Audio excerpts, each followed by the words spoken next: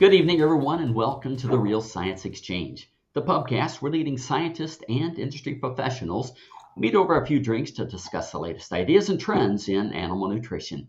Hi, I'm Scott Sorrell. I'm going to be your host here tonight at the Real Science Exchange, and tonight we welcome not one but two professors, Dr. Nydam and Dr. Stephen LeBlanc, to discuss the webinar that they gave recently on the Real Science Lecture Series. We're going to be talking about Epidemiology 101, I believe was the title of the talk. It might have been titled Epidemiology 101, but it seemed like a graduate course to me, Dr. Nydam.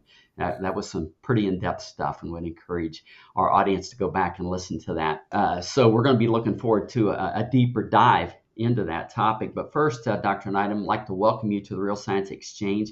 I believe this is your first trip to the pub. Is that correct? This is my first trip to this pub, but not my first trip to a pub. There you go. I love it. Well, this happens to be my favorite pub, and so I welcome you here. In the theme of that, what's in your glass tonight? I've got a very robust Macallan single malt, 16 years. Okay. We have a theme going here tonight, I can tell already. Well, welcome. Dr. LeBlanc, welcome. And this is not your first time to the pub. You've been here before, I think early on, perhaps 3 years or so ago. That's right. Apologize it's taken so long to get you back here. You're a popular guest, and welcome once again. So what's in your glass tonight? Well, I swear we didn't coordinate this ahead of time, but I also have a glass of Macallan. But, because I'm Canadian and don't get paid like a Cornell professor, mine's only 12 years old. With that, gentlemen, looking forward to a great podcast tonight. Great discussion. Cheers.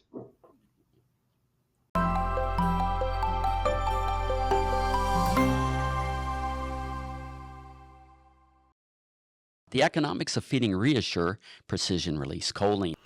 ReaShure is fed during the transition period, and because it's fed for such a short period of time, it costs just $15 per cow. And yet the benefits will continue to generate income throughout the year. Cows fed ReaShure produce 5 pounds more colostrum, which pays for your ReaShure investment on the very first day of lactation. Cows fed ReaShure also produce 5 pounds more milk per day, every day. That means after the first day, every day is payday. Invest in ReaShure during the transition period and recoup your investment on the very first day of lactation. After that, you got it. Payday.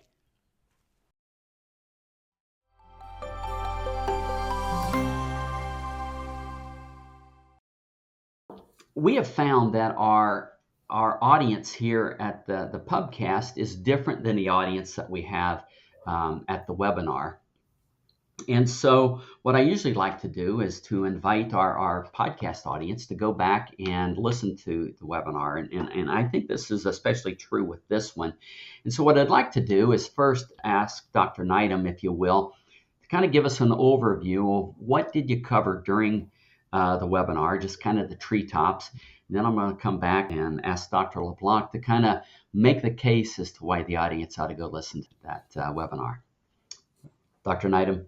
Sure. At the 20,000 foot level, or at least the treetops, we wanted to get to some of the fundamental concepts when people are consuming quantitative information about dairy studies. And if we title it Epi 101, probably no one will go back and listen to it, and we will probably shut off this podcast right now. So it's subtitled Cause and Consequence, a little bit more cheekily, understanding and applying information from different types of studies in dairy cow health and performance. So some of the fundamental things we wanted to really get to were the kinds of studies that are out there. They're not all created equal, and you can take different kinds of information from those different kinds of studies. We also wanted to think about how to interpret some of the precision of the estimates or the numbers that come out of there. So confidence intervals, how confident are we in something that we see? And then most science papers also have p-values in them. So we wanted to discuss a little bit about how and why to interpret p-values. And even in the statistical community, it's a controversial subject, and you wouldn't think it would be. So those are the sort of the textbook things we wanted to get to, and then we've tried to weave through some transition cow, particularly those things around energy balance, to make some tangible examples of these things. Very well. Dr. LeBlanc, you want to make your case for why we ought to go back and rewatch that again? I've seen it twice myself. I think I'm going to go back at least one more time. Well, there you go. See, it's working, and hopefully it's. I hope it's interesting and it's not painful. And Daryl reminded me that years ago here at the University of Guelph Vet School, one of the first year courses used to just be called epidemiology, and almost automatically the students hated it. When we changed the name to health management, that already made medicine go down a little more smoothly. So I think what I can promise is that this is not some painful super geek seminar, but like Daryl said, we wade into, I hope, some practical stuff around things that would be of interest for people who have a practical interest in feeding dairy cows and managing dairy cows, and helping managers and owners to do that. We wade into there's a kind of a little bit of a hot controversy about dogmas and what is or isn't a dogma, and whether ketosis is a disease, or whether some cows, no cows, or all cows that have a blood BHB above X have a glycol deficiency, or a condition that benefits from some intervention, and so on. So we wade into some of that, and ultimately it's not about saying this is right or that's wrong, but hopefully equipping people with some of those filters and lenses to make some sense out of the pieces of data that are coming at them as they're trying to make practical decisions about running dairies, or advising people who run dairies. Yeah. Well, I said, it was relatively deep and scientific, but the parts that I appreciated about it was, kind of helping me understand some of the background of the different kinds of studies, and in my job, I consume a fair amount of data and research studies, and this kind of helped me better understand, be a better consumer of that information. I don't know if it's a true statement or not, but I found myself kind of contemplating that this science isn't a perfect science, right? There's a lot of confounding factors, and one of them is bias, different biases that can find their way into research study. I was wondering if we could just kind of have a brief conversation around that, different kinds of biases, and how they can confound the data. And in a book by Ian DeHoo and his co-authors, there's a great chapter on bias. And I think boils it down to three types, if you want to just remember three things. There's selection bias, information bias, and confounding bias. And the trick is not that there is no bias in any of these studies, because all studies have some bias in them to greater or lesser extent. It's acknowledging them, understanding them, and trying to control for it as best you can. And as we do studies, there are lots of things we want to do in the design and conduct of the study, so you don't have to deal with so much of it afterward, right? Sometimes fancy statistics are what you do after you didn't get the bias dealt with up front. So, let me kick it over to Stephen LeBlanc as an example of one of the kinds of bias, and this is survivor bias, which is a subset of one of the ones I talked about. Yeah, and that's the thing to, I think, point out is that I think sometimes reflectively people hear about bias and think about the kind of bias we talk about in sort of, I don't know, social or cultural contexts, and where that could be, it could be conscious or unconscious, but it sort of implies in a scientific study that either somebody's kind of cooking the books, or cutting corners or something. And I mean, I suppose that can happen too, but that's not really what we're talking about here. This is, no one study is perfect. And there's kind of this sliding scale to some extent, as the more you try to make an experiment very clean and neat and pure, and with the fewest numbers of confounders and so on, there's a bit of a trade-off that happens there, that you may have the most elegant experiment, but by the time you're done trying to make things extremely clean and neat from an experimental design perspective, it's getting farther and farther removed from the reality of the dairy. And so what might happen in this highly controlled, or cell culture or rat model, or even a dairy cow in an extremely experimental setting, that's not bad. There's a place for those things, but yeah, there's this sort of sliding scale there. And then the particular bias that Daryl mentioned, survivor bias, is one of the ones that's kind of a big deal in dairy studies, small or large, and essentially that's outcomes. I mean, classically, literally, who's alive to be counted, that's a kind of a practical thing for dairy field studies. So, for example, if we feed supplement A or B, and we're looking for a milk response, but maybe there's implications for health or reproduction. Well, which cows have a value for peak milk or week 4 milk or even whole lactation milk? Well, it's the cows that are around at week 4, at day 60, or at 305 days.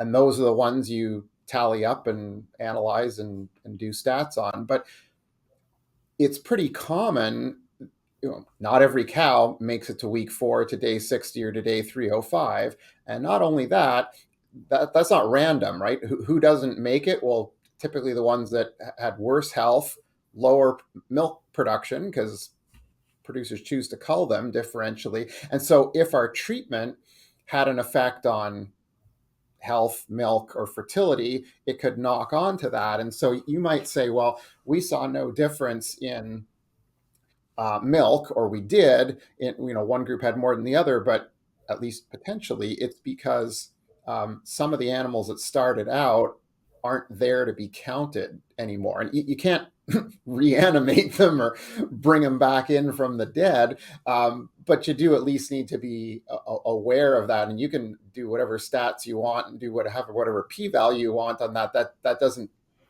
eliminate that issue. So that's just something to think about. Yeah, I've got a real world example of that, Stephen. In one of my previous lives, we were testing an intervention on its ability to reduce mastitis. And we were actually dosing these animals in a memory with some strep uberis. And many of the control cows got to a level of fever and sickness that we had to remove them from the study. And so at the end of the day, we did not have statistical significance, because the animals that truly were sick that were no longer in the study. So I find that very interesting. That's a little different than what you're talking about, but there's another classic example, to the different context than what we talked about in the excuse me, in the webinar, but and that's to do with long-term effects of disease in calves. So quite a few studies have said, what does it mean to a calf to have lived through scours or pneumonia as a young calf?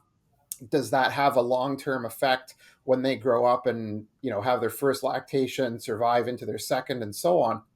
And most of those studies would say there isn't much of an effect, or it's pretty underwhelming as to how much milk does an animal make as a 2-year-old as a function of whether it was or wasn't sick as a calf. But that's a great example, because typically, if you had 100 calves born today, 100 healthy ones and 100 that got sick, about 85% or so of the healthy ones will actually make it to have a first lactation. Only about 65% of the ones that had disease as a calf and survive it in the short term, but they don't survive it in the long term. Somewhere along the way, as a heifer, they wound up getting culled. And so you look at first lactation milk on those animals, and it's not really different, but there's this chunk of animals who are missing.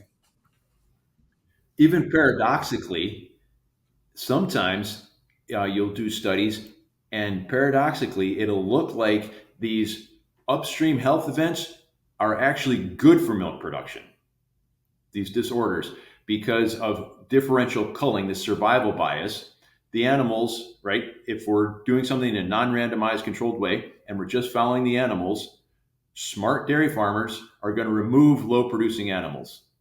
So even if they had a mastitis event in a lactating study, or if they had as Stephen was talking about, pneumonia or scours as a calf, if they're growing well, they'll be kept.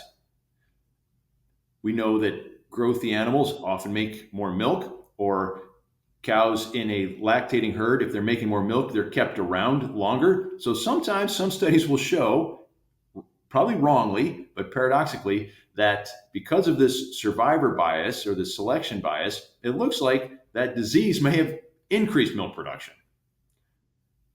Another example of that is doing things, comparing different lactation numbers or different parities, right? Cows in first parity that do really well are far more likely to have a second one than cows that don't do well in their first parity. They're way less likely to get onto the second one. Yeah. Dr. Nydam, during your webinar, you used an example. It was a study done with parachutes to talk about bias. I believe that's to talk about bias. That kind of helped solidify it for me. Would you mind maybe kind of sharing that example with us?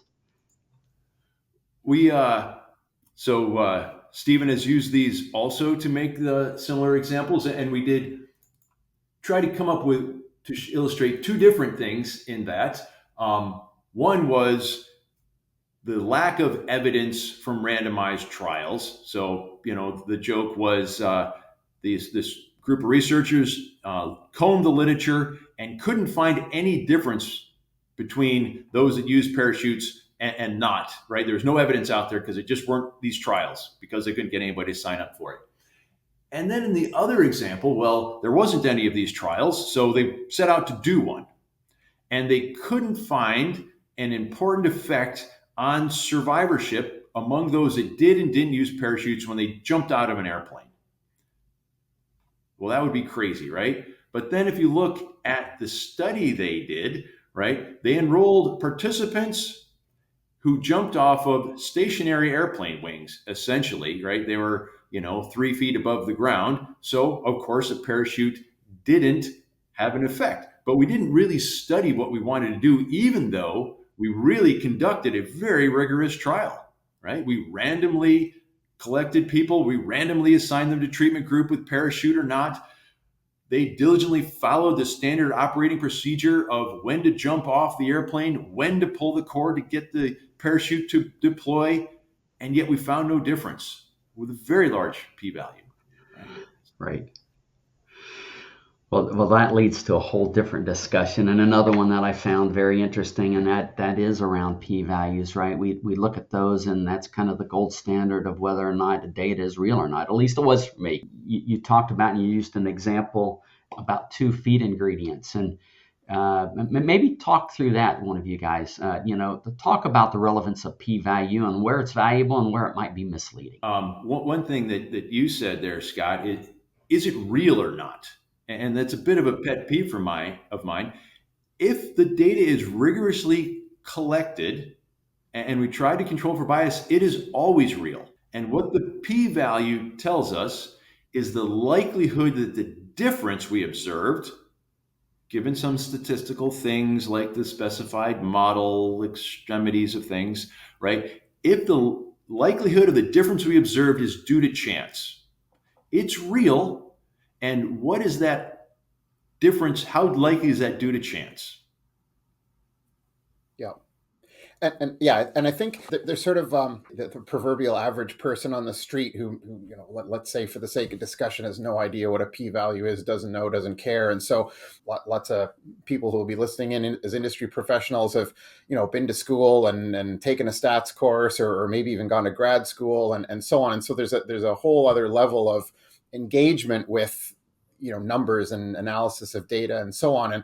And Scott, I think what you said earlier is exactly right. For a lot of folks, that's almost the first thing they look at, whether they're reading an abstract from a study or at a meeting and somebody's presenting results from a trial, is to say, well, all right, I'm going to be pretty clever here. I'm going to hone in on the p-value because that is kind of the arbiter of, was this is somebody cutting a corner, or somebody kind of fudging things, or that kind of cuts through all that. And that's not necessarily true. In fact, that's a whole other discussion. But in even among hardcore statisticians, never mind epidemiologists or dairy industry people, there's a really active discussion, literally, about whether we ought to report p-values at all in scientific studies. I mean, there's not too many people are like completely throw that right out the window. But the point is, it's not that sort of be all end all, like this is really what's going to cut to the chase of helping us understand the essence of a study or of some data. I think, I don't know if Daryl agrees. I think it still has its place, but it's not the first thing to look at. It's not the last thing to look at. It's a thing to consider in a context, and that's where it gets a little tricky, right? Is because you can't just zoom to that and be like, okay, there, yes, no, above, below, done. Now I know this one's, this one had an effect, this one didn't, got it, move on. It's a little more complicated than that, and you got to look at what was the actual objective, what did they actually do, is that relevant for me in my context? If this was a grazing study in New Zealand or Ireland, is that relevant for me on my dairy in Indiana? And that kind of thing.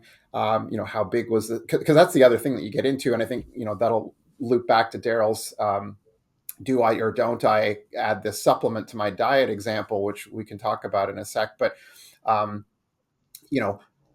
it's not just the p-value. It's what exactly did they do in the study. You kind of got to read more than the first 5 lines. And how one of the issues was the study big enough for the things they're trying to assess. And we can maybe talk more about that later, but that's often an issue where we're looking at things like reproductive outcomes, health disorder outcomes, culling outcomes. You need generally quite a large study to have enough statistical power that to not miss differences that might be meaningful to a dairy, for example. Yeah. Practically speaking, I used to have a boss at one of my previous stops, and he'd go on these rants about p-values. An example would be, as scientists, we would thumb our noses at a p-value of 0.3, right? But practically speaking, 70% of the time, that intervention or whatever is going to have a benefit. And so, I like to play the stock market, right? 70% is not bad. I'm not doing 70%. So, and I think that the example that Daryl used with those 2 feed ingredients, a lot of it has to do is what's the risk, right? What's the cost, and then what's the potential benefit, and there's probably a whole other equation that you have to create to do that, or maybe it's just kind of a gut feel. But anyway, I just kind of curious your thoughts relative to that. One of the things that the p-value, the magnitude of what we observed in some study, some trial, it gets us away from that gut feel that you just brought up there, Scott. And that's what we're trying to, particularly as the modern dairy industry ever gets more sophisticated, margins are tighter. It's harder and harder to operate on gut feel. So the more things we can do analytically, I think the better off we'll be. However, there is a good friend of mine said dairy farming is like legalized gambling, right? So we do have to accept some risk every day when we go out there to do something on a dairy. And this p-value thing, from studies anyway, helps us understand that risk. And you brought up a p-value of 0.3 and thumbing your nose at it. Well, one thing I can be certain that 0.3 doesn't tell you, right, that the study was conducted badly. It may have been a great study. Some people immediately throw out studies with big p-values. It could still be a very important result, right? Another thing that a directly p-value of anything, including 0.3, doesn't tell us is necessarily how big the difference was, or certainly not how important it was. Okay. So let's take that 0.3, for example, and let's say we did a very good randomized trial with feed additives. And we came up with a 0.3, and milk was our primary outcome. And in one group, we got 5 more pounds of milk per cow per day. So what that 0.3 would tell us is that that difference of 5 pounds that we observed, or one greater than that even, is due to chance. And as you said, 30% chance, that's, not really great betting odds. I'm part Scotch and part Dutch, so I hold the, purse pretty tight. But if it costs us very, very little to get that 5 pounds, maybe you're willing to take that 30% risk.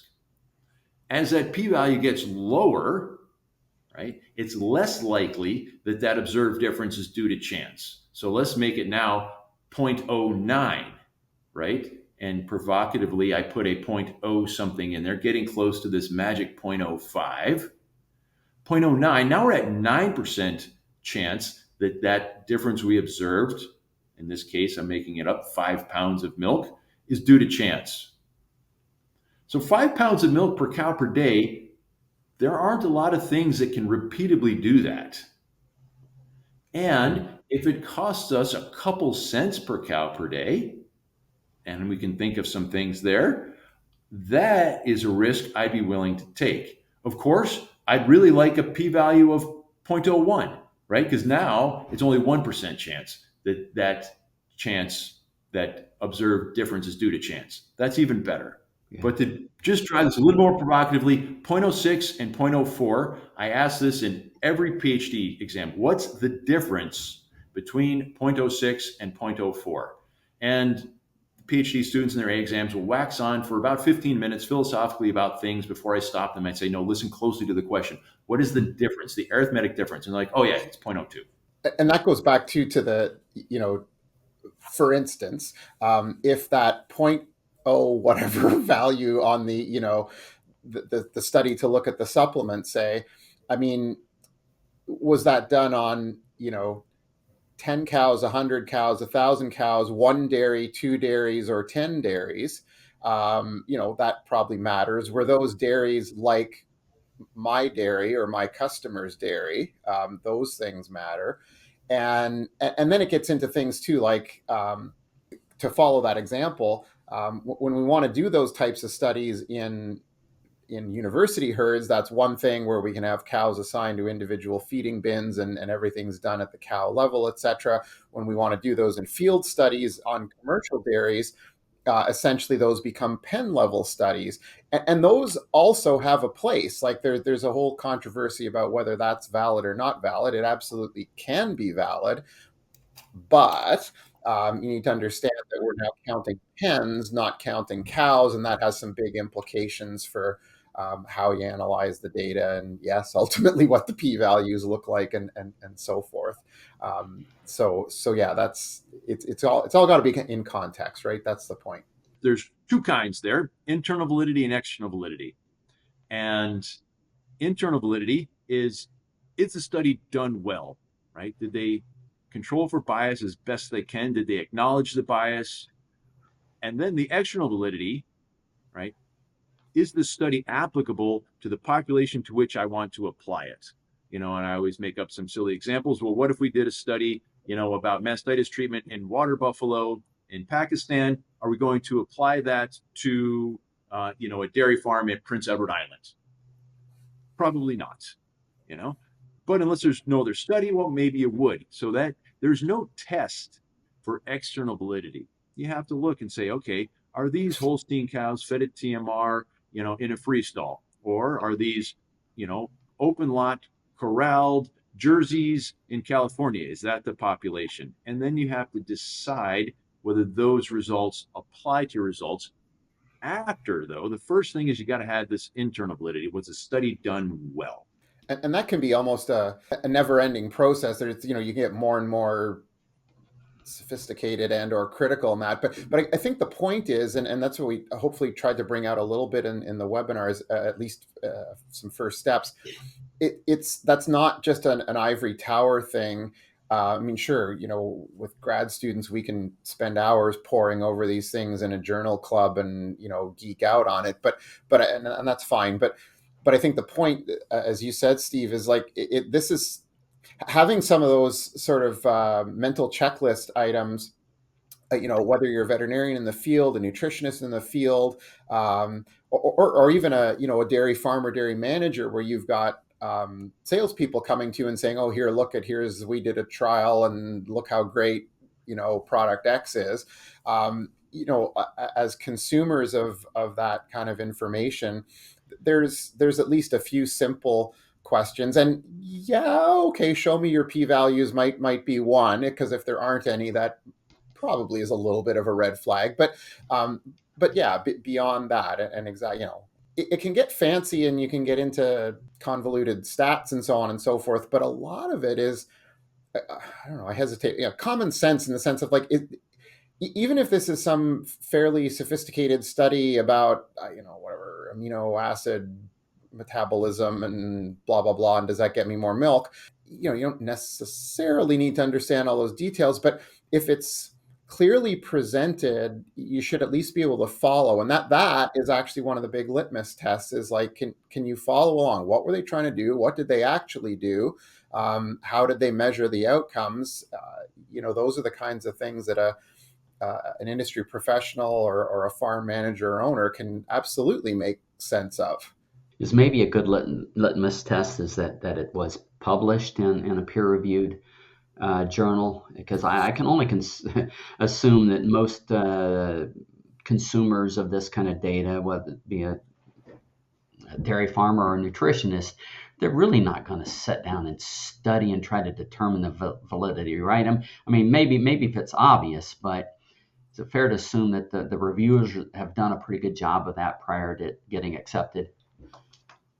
Most of the time, and particularly in journals where Stephen is an editor of, like the Journal of Dairy Science, top flight stuff. And again, splitting this validity word into internal and external, the internal stuff should be taken care of by the review process. The study was good. And then as a consumer of the information, you have to ask yourself, okay, is this study, which we'll assume was good, does it apply to me? Right? Are these, Jersey cows in open corral and they're studying heat stress, where I'm, in a tunnel ventilated barn in, Manitoba, right? Two good studies, but maybe they aren't equally applicable. Yeah. And I would, so to your question, Scott, I think the fact that a study is published in a reputable journal, and yes, I'll put in a shameless plug for the Journal of Dairy Science. That absolutely goes a long way. It's not perfect, that these things are reviewed by humans, but by several humans who are experts in the field. It does go a long way. Just fun fact, in the Journal of Dairy Science, a little bit less than half of the papers that get submitted actually ever end up getting accepted and published. And again, that's not to say that the ones that are rejected are terrible or misleading or something, but yeah, there is a pretty rigorous quality control process in place. So that's, it's not perfect, but it goes a long way. You had mentioned field trials a little while ago, Stephen, and over the years of my career, I've had the opportunity to try to run some field trials, right? To do our best to do controls and treatments, and I've probably done as many as 10, and yet none of them turned out well. There was always something that confounded the results. I remember one where we were actually bleeding animals, and we were going back. I forget what the frequency was, but we go back for the third round, and we can't find the cows. Well, the dairy farmer moved them to a different different pen, and so those kinds of things. Or the one time the feed company didn't put in the additive into the feed, and I have a hard time even if you could run one successfully, which is very difficult because you're not going to be there all the time.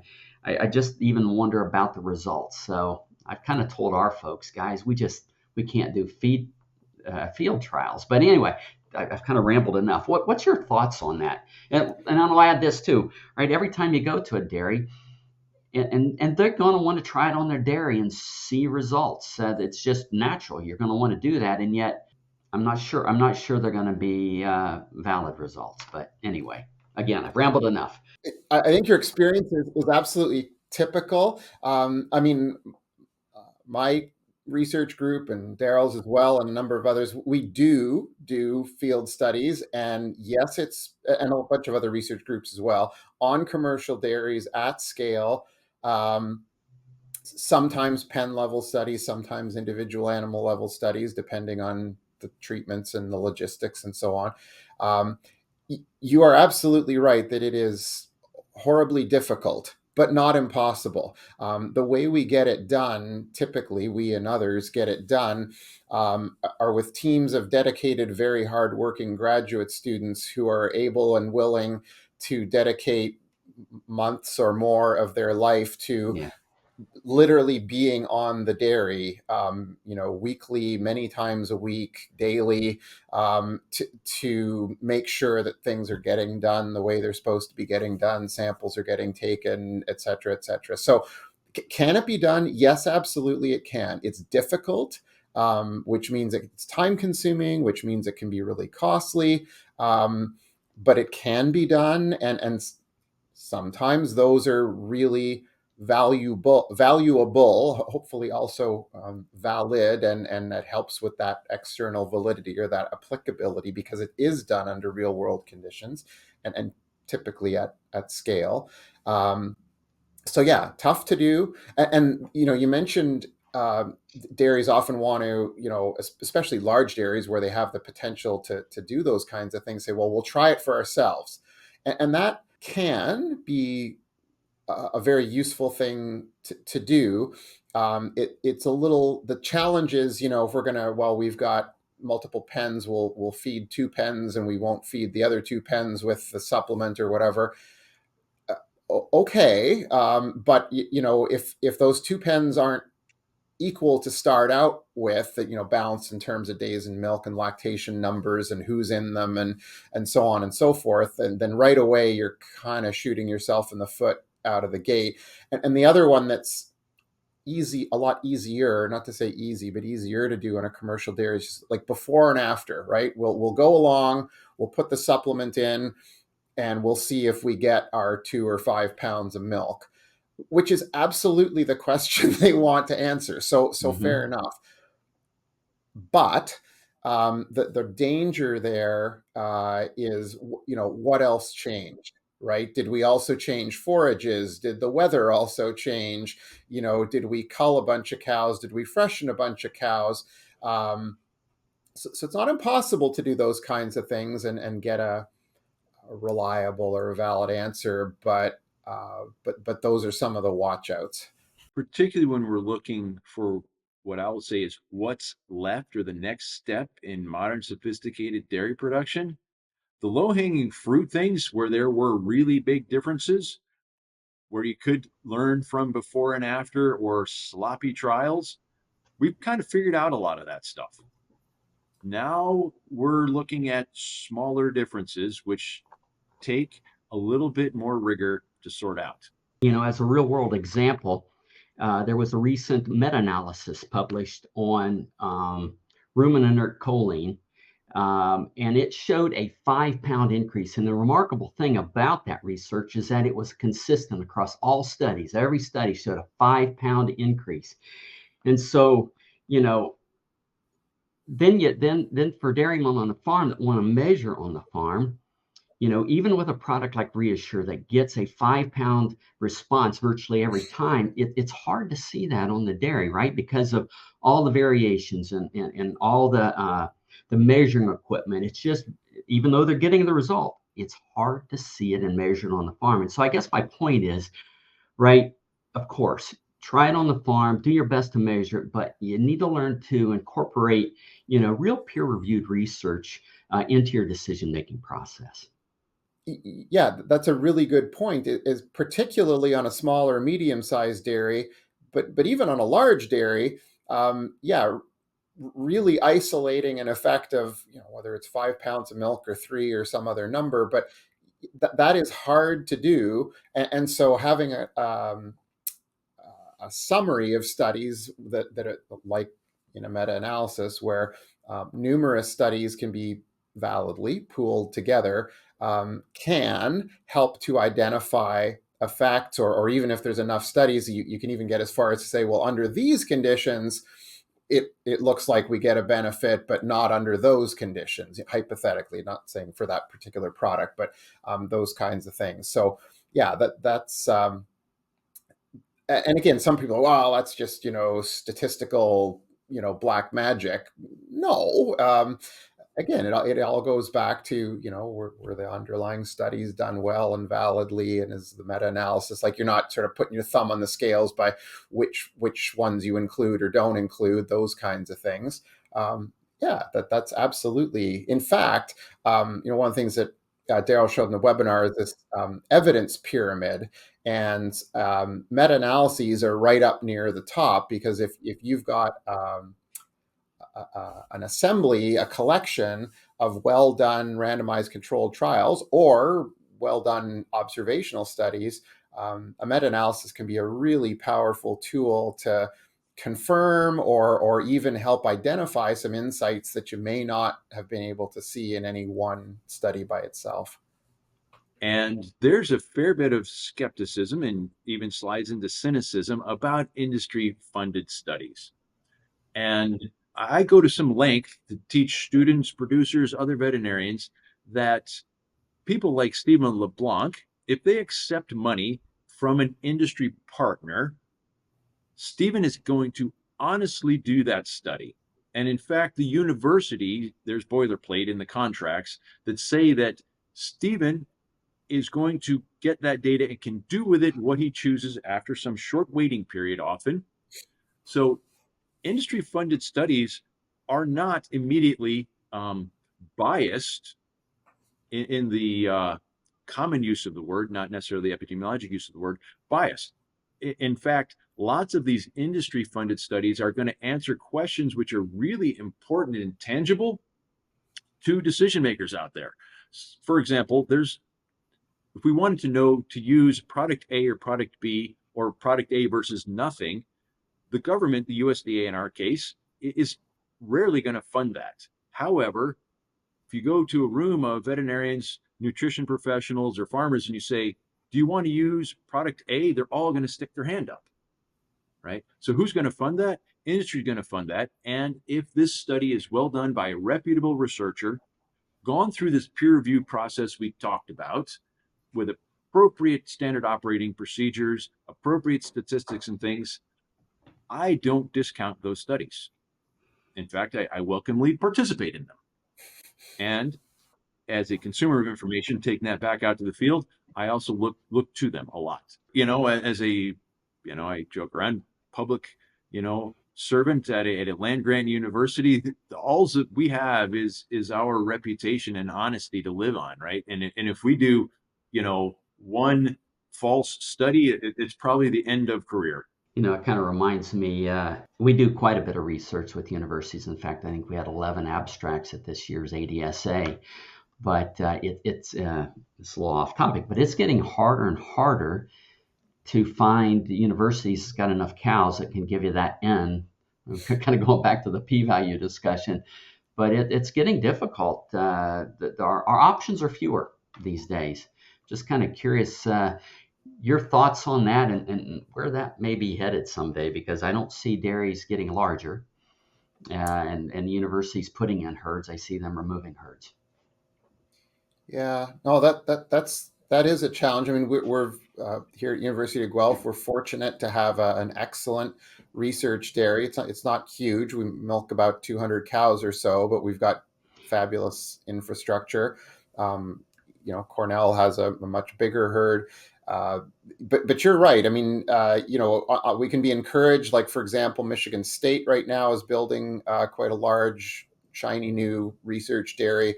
But South Dakota State just announced that they were going to close theirs down, and others as well. So it will make those that are still available all the more valuable. And again, I think it fills part of what we need. So, typically that's where we can have individual cow feed intakes, or we could do, much more in-depth physiology or in-depth, sampling or monitoring of cows than would be realistic or even possible on a commercial dairy. The other piece, though, that goes with is that, and I've done this, and Daryl and lots of other people as well, more and more research is getting done on commercial dairy farms. And we've talked about the fact that there's, real challenges that come with that. But if we can muster the resources to meet those challenges, those can be really, really valuable studies. That they're not necessarily a replacement for university research herds, because they're, you can do different things there. They're complementary, but I guess I would say the glass is sort of half full there. As we get into larger and more sophisticated dairies, the opportunities, or at least the possibilities, for doing really good research on commercial farms is getting better. That's not a replacement or a substitute, but it certainly is a good way potentially to get good research done. Right. Yeah. The technology's allowed us to get a lot more data. I think we did a podcast recently. I'm forgetting who it was, but they were actually taking individual cow weights daily, because they had that capability with the robots, right? And we can get milk weights daily by cow and components, those kinds of things. So yeah, it is getting easier. Yeah, it's a good point. Yeah, Daryl, do you have anything to say on that point? It's important to note that we can't let the deans and provosts and philanthropists off the hook. We need support for university dairies still. As Stephen said, those that are left become ever more important. However, tangibly to the point, I think among the commercial dairies that today I've got field trials going on, probably representing 10,000 cows today, right? With this, host, I got, postdoc and PhD student out there with a group of technicians out making sure that we are collecting good data. So that ability, and that gets us a little higher up that pyramid of evidence, in fact. Gentlemen, this has been extremely interesting, and we're almost at the hour mark, which is usually where they flicker the lights and call last call. But I'm curious. I don't want to leave if there's still some key areas that we've left to uncover. I'll maybe just put in one more shameless plug for the webinar, because I think we've talked about some nice complementary topics here.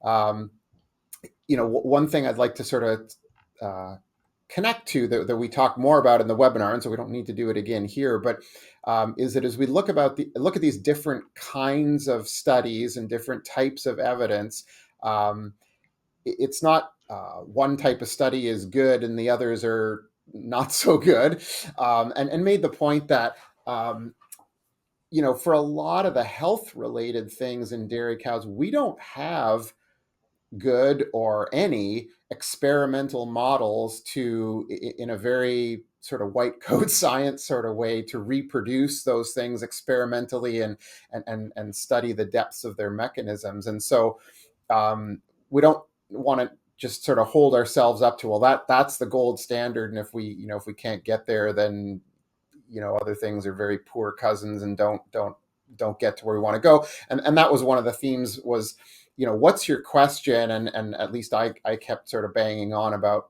it's interesting to talk about how does it work, what's the mechanism, et cetera, et cetera. But at the end of the day, for dairy owners, managers, industry professionals, and so on, it's, is it useful? Is this something that makes sense for me and my dairy? Does this bit of science, whether it's experimental or observational or whatever,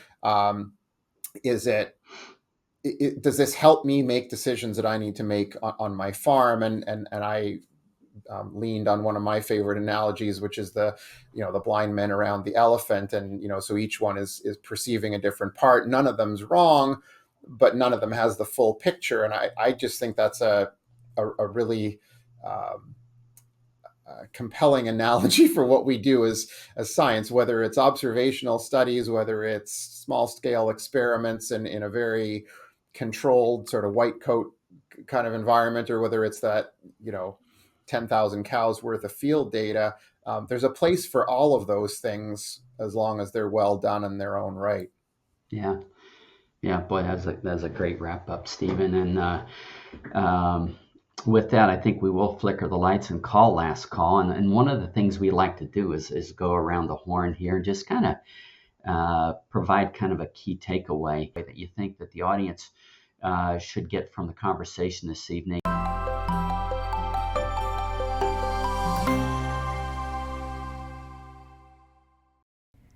New research is changing everything we thought we knew about choline's impact on the cow and her calf, and top scientists have a lot to say about it.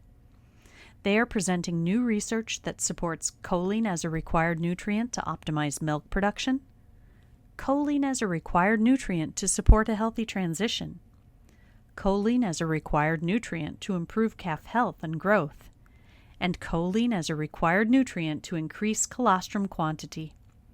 This new research is solidifying choline's role as a required nutrient for essentially every cow, regardless of health status, milk production level, or body condition score. Learn more about the science that is changing the game and the choline source that is making it happen. Reassure precision-release choline from Balchem. Visit balchem.com/scientistsay to learn more.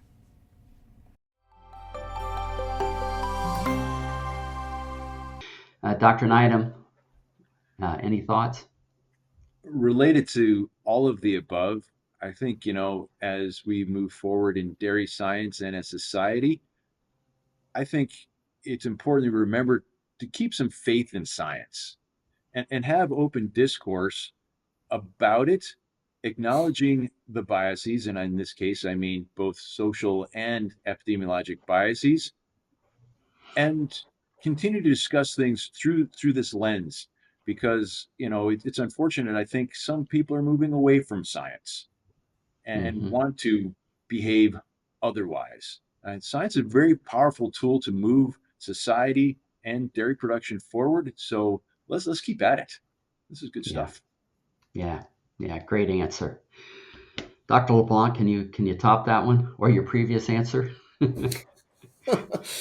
I don't know if I can top that, but I would certainly endorse it.